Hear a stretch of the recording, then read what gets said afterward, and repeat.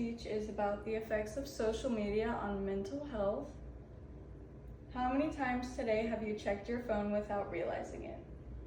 There is a notable increase in anxiety and depression when we are constantly using social media, especially amongst college students aged 18 to 25. Depression, anxiety, suicidal thoughts all increase due to the exposure of unrealistic social media standards. A lot of people compare themselves to unrealistic standards seen on social media, which can cause them to think they are not good enough or they're falling behind in life. Nearly all college students use social media daily. There is also a noticeable increase in distracted drivers with social media, which can possibly lead to injury or death, especially in college students. Social media also increases vulnerability to bad people who have bad intentions that can cause people's focus to shift away from their grades and end up them being in a really bad situation. We often don't realize the mental health impact, and part of the generation have seen it with myself, my family, and my friends. Social media usage, mental health risks, and why students are vulnerable are all things we are going to be talking about in the next few minutes. My first point is social media usage among 18 to 25-year-olds. Students average 5 hours plus a day on social media platforms. Almost half say they use social media consistently, which leads to disrupted sleep, lower focus, and poor habits. These poor habits can end up affecting their grades, causing them to miss class, isolate, or just become depressed. My second point is mental health risks of excessive use. 1 more hour daily of social media use increases anxiety and depression, which has been clinically proven multiple times. Facebook rollout increases up to 7% of depression and 20% anxiety just from using Facebook every day. Other effects are cyberbullying, the fear of missing out, sleep disruption from the blue light, and screen time. My third point is why college students are at a higher risk.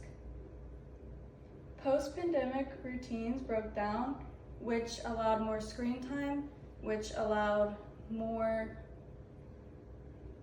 people overall that depended on their phone for human contact, since we weren't allowed to have any at the time, which can also lead to social isolation, which increases the depression and anxiety again too. Even when students know this is harmful, they still continue to scroll because it is so addicting. And I personally felt more anxious and depressed when I have continued to scroll. Overall, I have seen serious effects in the difference in my grades and my friends' grades when we are using social media, doom scrolling, or keep going. I think we need to, as a generation, encourage healthy boundaries, habits, and know when to cut off social media so we can still have time with our friends and still have time posting online.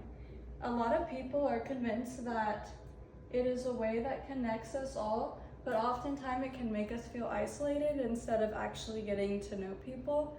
And in college, it can actually infect your social life and keep you more in a bubble when you're supposed to be exploring and meeting new people. A lot of people's circadian rhythm is thrown off as well by laying on their phones at night because their bodies don't know the difference between light and day anymore because their phone is just in their face all night, just scrolling. It can affect your eyes, your brain health, your overall sleep schedule, which then affects depression, anxiety, mental health overall, and ability to perform well in your classes.